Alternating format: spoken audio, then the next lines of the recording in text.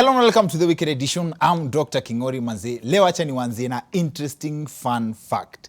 Coincidentally, our YouTube channel, The Wicked Edition with Dr. Kingori, just hit 200,000 subscribers on the same week we are airing episode 200 of The Wicked Edition. Many thanks to the notification gang, Maze asanteni sana. And this also goes out to everybody who has stood with us this far. Maze, we can't thank you enough.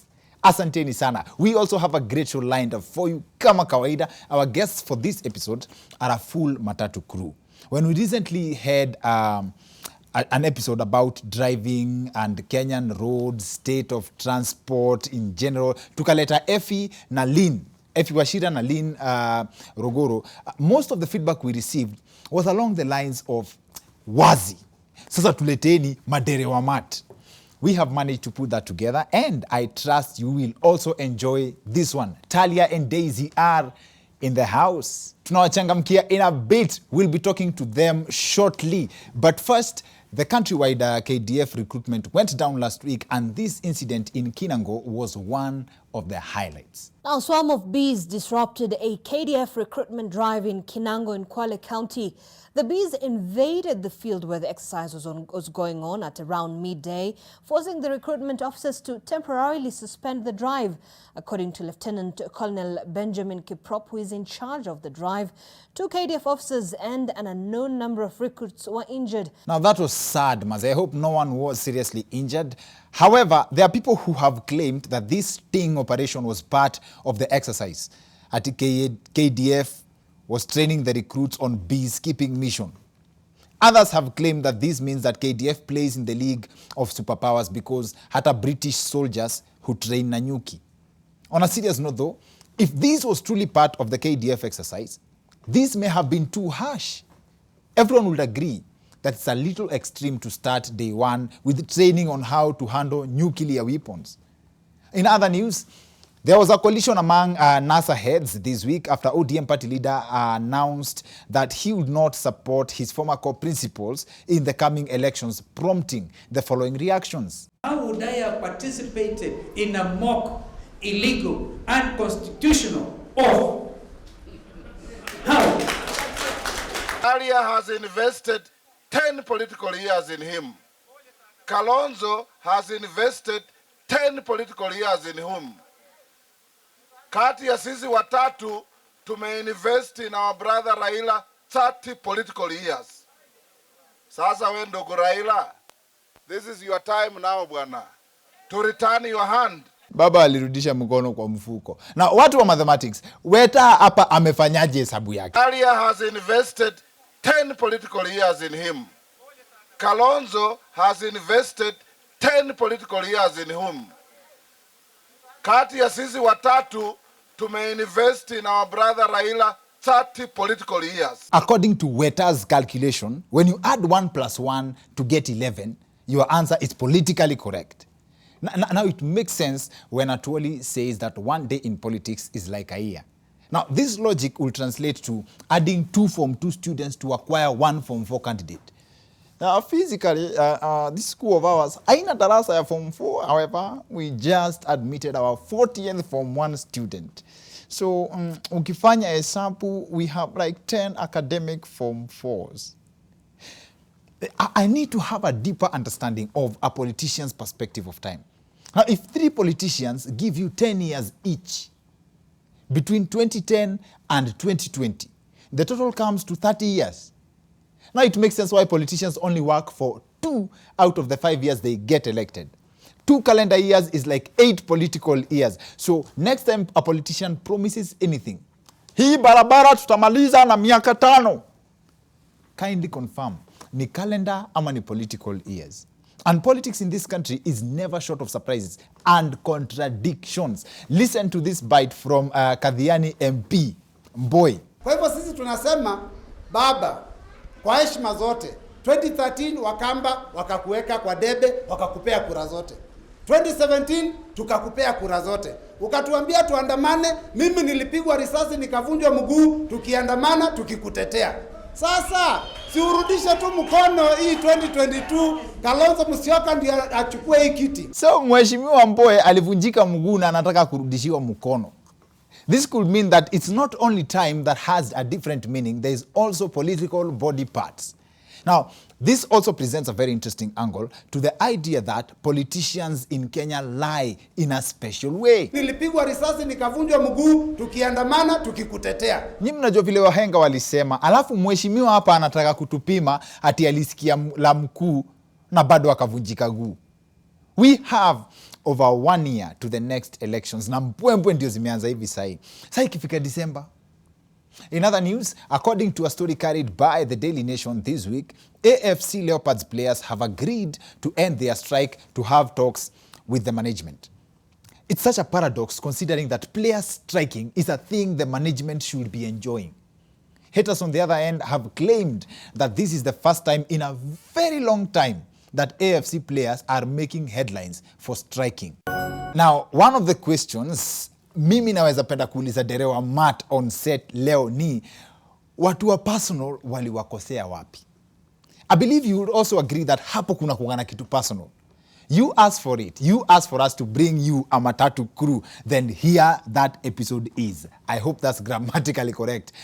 Wale wazungu dear dictionaries. Talia na Daisy wako in the house. Talia is a conductor na Daisy is a Matatu driver. And they are joining us on the other end of this short commercial break to discuss all matters Matatu business. I trust I will represent you well. So see you guys in a bit.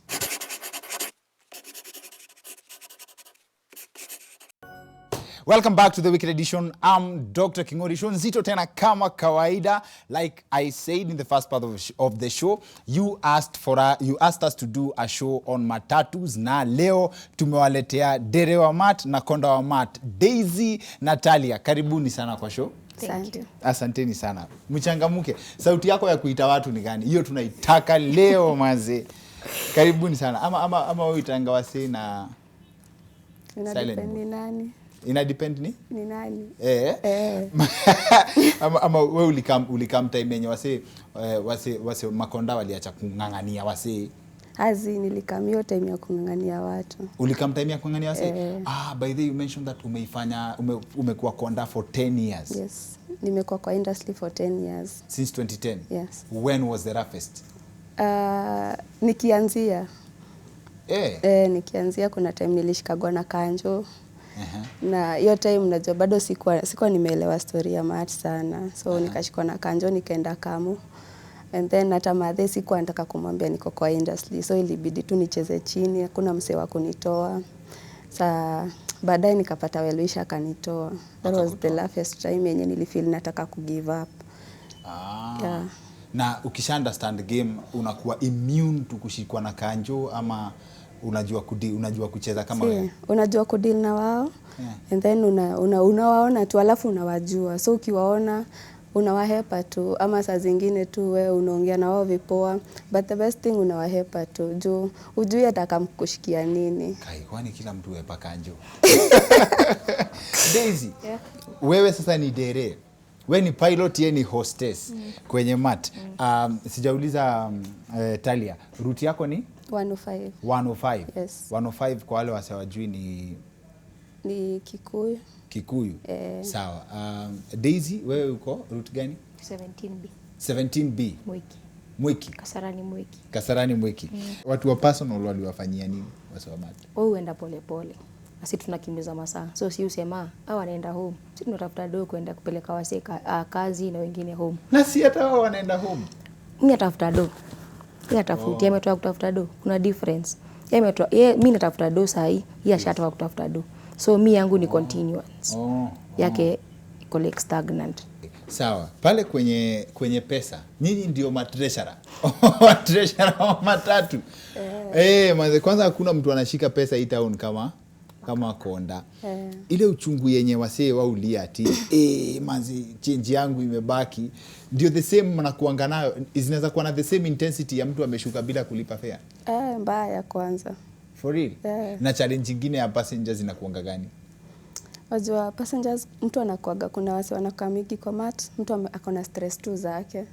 And then unajua elewi, kani 6 morning ameamka amekuletea thao. Hiyo ndo skodi ya kwanza unaenda unapeleka watu hata hujabeba hata una change. Ampendi thao kabisa. Thao unajua hiyo ni kama mtu tu. Yani wajua sasa kutafuta change morning inakuaga ni hustle. So ule msea ku understand. Alafu unajua kuna venye wamatubeba tu wanaona si tunakaa wakora tu. So yani huo mtu si patient. But si ati tunakataga na change ya wenyewe. Kwa tunatafuta change. Na kwani change ya jana mnapelekanga wapi? As in mi unajua the feeling ya thao. As in amkwangi na pride fulani ya niko na mathao. So I don't know kama is the same logic. Time fulani madhe yangu alikuwa anauza makaa, msee akakuja kubai makaa. Hiyo time embu makaa ilikuwa 15 bob mkebe moja. So hii mkebe akanipea thao, alikuwa fundi wa viatu. So nilikuwa najaribu by all means possible nimrudishie change yake tubaki na hii thao. Yangu haikuhata but at least Matt yupewa do differently. Unajua sasa change ya jana like kasisi kwetu kwa sako yetu kwa Supermetro ukienda na change ya mtu unaenda unaacha hapo kuna representative mwenye utaachia hiyo change. So in case customer atacall hizo numbers zenye ziko kwa gari atakama atakuwa referred kwa mwenye ako hapo representative mwenye ako kwa stage anachukua change yake. Si hatukataagi na change ya watu. So sasa nikienda Supermetro niseme nimeacha change yangu nitapewa pesa ya mtu. Kama ni genuine. Watajuaje ni genuine? Si umeshaniambia sasa kwa Supermetro kuna kuanga na change. Kuna wenye wanaachaga change. Mtu akiacha change, conductor atakuja apatiane hapo kwa stage because unajua conductor akitoka hapa labda anaenda Juja ama anaenda Gong. So mtapatana. So utaachia mwenye amesimamia sako. Wajua pale hivyo ukikatana change ya wenyewe unachapa suspension. Huwezi katana pesa ya wenyewe. So sai you are confirming that nikipitia tu kwa ofisi ya Supermetro niulize huyo dema kwa hapo nimuulize kuna change yangu inaweza kuwa imebaki hapa? Hapana, kama umeingia mat. Of course kuna Donda anajua mtu mwenye si ati atujuagi, anajua mtu mwenye amesahau change na kuna mtu anatokaga na haraka amesahau change yake. Kama ka trick fulani amtakangi mtu ashuke na coins za kufanya wase wa feel guilty. Unakuja unapiga coins alafu unaangalia msee kwa macho. Msee hata anaweza lipa mara 2 juu una feel ni kama unanishuku. Hizo ni psychological skills zenye unalearn on the job ama guy. Unajua kama hujalipa mat utakuwa unajishuku kiprani unless wewe ni roho mbaya. Lakini kama hujalipa mat utakuwa tu unajishuku. Kuna venye tu nitakuangalia hivi nione wewe kuna pesa ama either unaniangalia uniitisha change ama kuna pesa yako niko nayo, kuna pesa yangu uko nayo. Na umeipata msi yako na confidence ya hata hajalipa na kwambia wewe change yangu.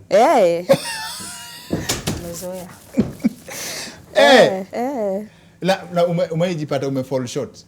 Of course mara mob sana. Kwanza siku za kwanza alafu ukifall short unajua sasa nilikuwa kadem kafupi kadogo hivi sasa watu walikuwa take advantage mtu anaona aka kadem akashikanishi aniambia wewe ulikuwa na change alafu mimi naogopa juu pia mimi nilikuwa sasa nikaa kama gera siku ati nimeandikwa job kabisa najaribu tu kujitengeneza so ukienda short ni ile donyo utalipa utarudisha hapo unaenda hivyo home unakatwa akipole.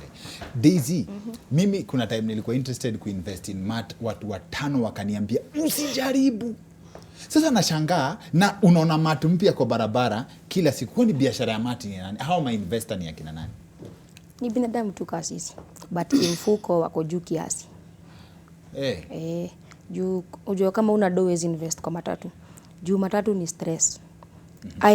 Mimi kama dereva naonanga sometimes uko stress juu ndashikwa na karau. Nimwambie mguu imeisha.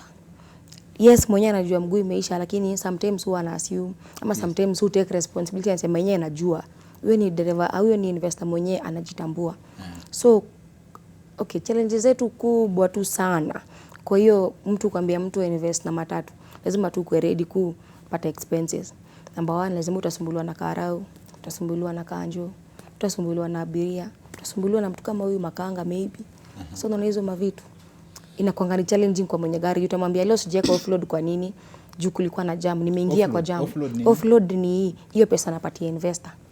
Hiyo no one of the targets. So target yangu kwako, si nimekwambia ni do. Yenye nakupea ndio inaitwa offload. So tukiagree ni 5,000, unanipea 5,000 ni offload. Tunaita offload. Sawa. Hiyo ni pesa yenye mmeagree. Exactly. Na ukimake 20k, hiyo ni yangu. So wewe nakupea 5, usahau kuna mafuta. lazima niangalie mafuta, lazima pia kuna do lazima nipatie sako. Kuna do lazima upe sako, kuna do ya sako, kuna do ya offload. So ya sako si tunaita management. So karao lazima kukule hata kama gari ni mpya. Hiyo ni lazima. Hata kama ni mpya, yani unakubali tu. Lazima wakujue. Karao ni mpya nionyeshe makosa. Hauwezi. Je, hakuna kuzojua sasa hizo gari mpya ndo zuku. Okay, anyway, gari mpya lazima ikuwe na makosa. Gari mzee lazima ikuwe na makosa. Sasa gari mzee si ni makosa yenyewe. Sasa hii mpya iko na makosa gani? Utaambua gari iko na tint. Utaambua gari iko na mafla. Utaambua gari sijui iko na pararira hizo mahoni. Papa hizo mahoni. Ni illegal. Haifai. Wanasema haifai. Inafaa sijui pip. So that's when unataka huwezi sikia magari zinapiga pararira. Ni ngumu. Ama mafla. Unajua una place ya kuhepa juu kuna jam. Exactly. So kama umeingia tao CBD unatumia pip. Karone gari na mafla. Anyway, in short, matatu huwezi kosa makosa.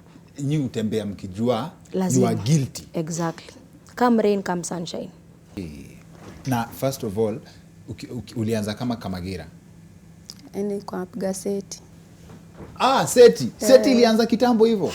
Kwanza hiyo time unajua ilikuwa time ya manyango huko Kikuyu. Hebu kwa wale wajui, hebu tuambie kwanza kupiga seti ni nini kwanza? Kupiga seti ni unakaa kwa gari, mko watu mnapiga seti, at least watu wenye wanakaa wanaona gari iko na watu. So unatoka home ukija manze leo naingia mati za mwiki. Yaani wewe ni ikiingia tu alafu mtu ujuaje time ya kushuka imefika? Si watu wakiingia, unatafuta tu madam mmoja unampatia kiti, anaona uko na kata, si wewe unatoka unachukua.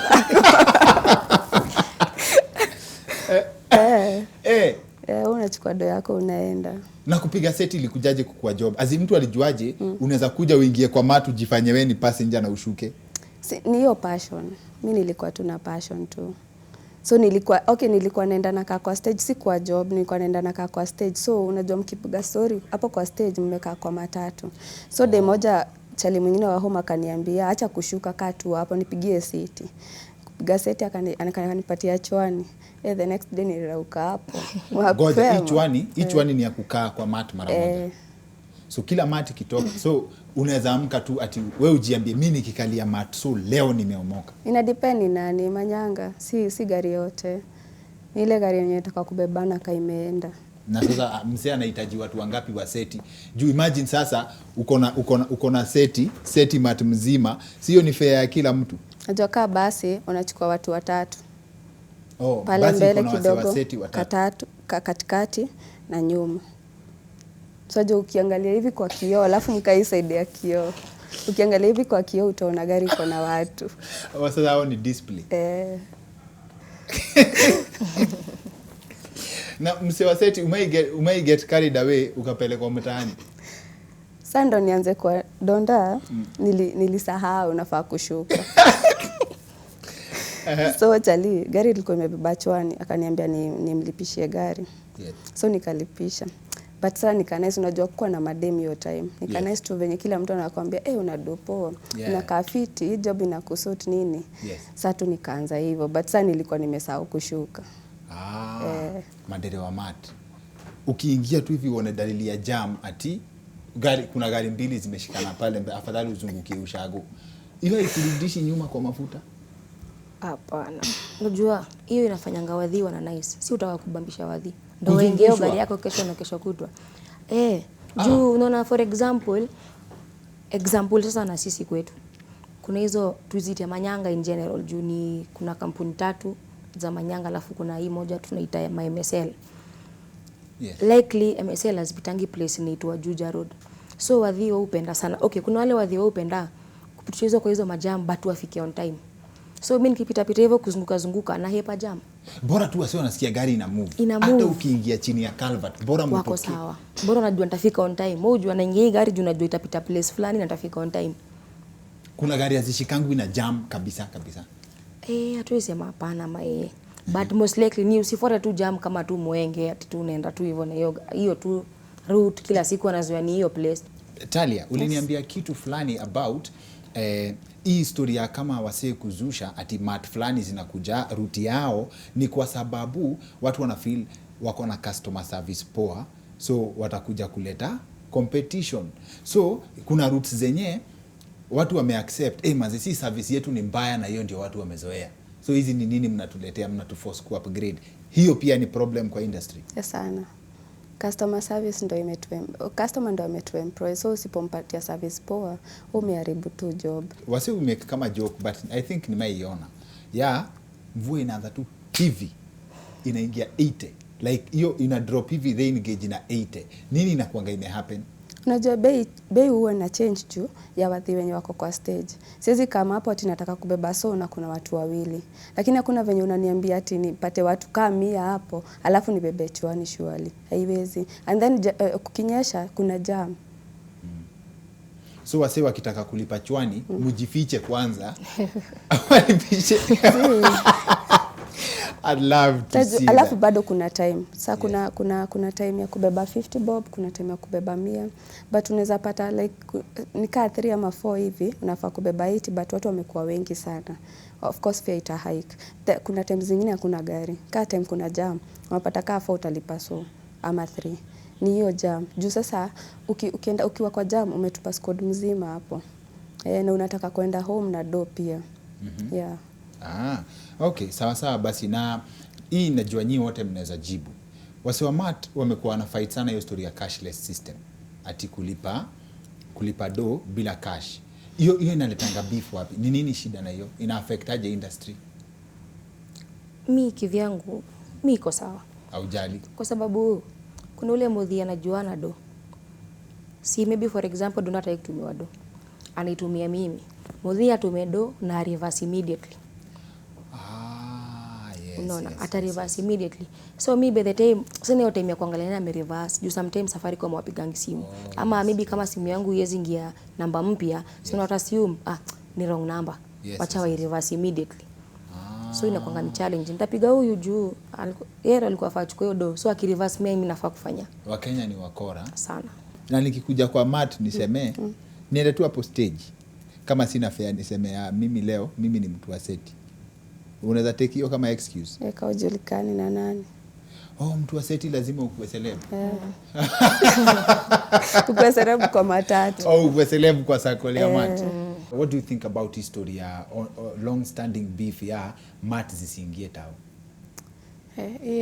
Hiyo wanatudhurumu tu. Kwa nini? Juu wakitutoa tao alafu bado wanaleta gari zao za BLT. So teki yetu ilikuwa personally mimi ningeulizwa gava ingekamika chini na stakeholders wa SACCOS wakuja waambie sasa sisi tunataka kuleta gari zinakaa hivi na hivi. Shikeni gari kama 10 nyinyi ndio mtakuwa mnamana. So mimi nikishuka Super Metro pale hivyo hapo place tutapelekwa na ingia Super Metro nyingine yenye itanifikisha town service. Lakini sasa wanatuletea BLT, wanatuletea watu wenye hawajakuwa kwa industry. Kama wanatupromote wenye wako already kwa industry. Si ati wanatuletea mambo zingine, wakae chini na stakeholders wa discuss hiyo story ya BLT, wapatie SACCOS. Okay. SACCOS wakwenda wanaman hiyo story. Hata tukitoka tao, sawa tuna understand tao, lakini sioni venye ati tutakuwa tunatoka tao, alafu tena mudhi mwenye ametoka super anaingia tena mati ya gavana analipa. Wanaweza tu contract sisi tufanye job. Aya, na sasa swali ni mimi my understanding was kama mati yako inabeba kutoka Mwiki mpaka hapo designated stage outside town, fare yako inabaki the same. So wewe ukifika job yako ni mteja, the customer afike mahali huko. Una get? So hakutakuwa na inconvenience other than mmetoka tao. Unajua? Yes. Kuna mudhi anaweza bebwa kutoka Mwiki hadi Roysambu, ambiwe maybe ni 30. Maybe hizo BRT zikuwe ni mbao. Najua siwezi mbeba kutoka Mweki mpaka tao na najua atalipa 50. Nimeelewa. So hizi BRT si ati za kutoka tao mpaka hapa kwa designated stage. BRT inazabeba mtu kutoka tao mpaka Mwiki. Exactly. So depending kuna time nini hizi zinaitwa NYS zilikuwa zinabeba watu kutoka tao hadi Kikuyu na Mbao. Wewe uko hapo unataka kuitana nani ataingia? Hakuna. Okay. Basi sasa wa consider bado tunalipa tax.